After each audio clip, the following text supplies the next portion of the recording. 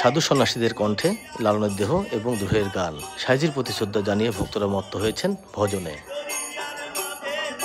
আলাদা আলাদা আস্তানায় অবস্থান নেওয়া বাউলেরা একতারা দোতারা সহ নানা বাদ্যের তালে লালনের অমর বাণী গেয়ে চলেছেন আপন মনে।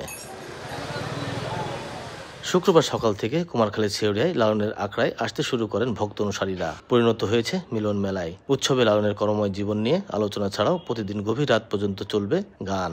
এবারে লালন মুক্ত মঞ্চে প্রখ্যাত লালন সঙ্গীত শিল্পী প্রয়াত ফরিদা পারভিনের স্মরণে আলোকচিত্র প্রদর্শন করার কথা রয়েছে। লালনকে নতুন ভাবে কিভাবে আরো সুন্দরভাবে উপস্থাপন করা যায় সেই চেষ্টা করতেছি।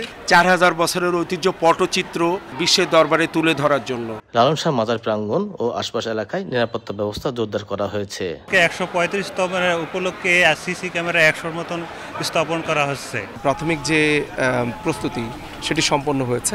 আমাদের নিরাপত্তার ক্ষেত্রে এখানে প্রায় 800 পুলিশ মোতায়েন থাকবে, অন্যান্য বাহিনীর সদস্যরা থাকবে। 1974 সালে ঝিনাইদহ হরিণাকুণ্ডু উপজেলার হারিশপুর গ্রামে জন্মগ্রহণ করেন উপমহাদেশের আধ্যাত্মিক সাধক বাউল সম্রাট ফকির লালন শাহ। 116 বছর বয়সে 1890 সালের 17 অক্টোবর কুষ্টিয়া কুমারখালীর ছেউরিয়ার নিজ আখড়ায় মৃত্যুবরণ করেন তিনি।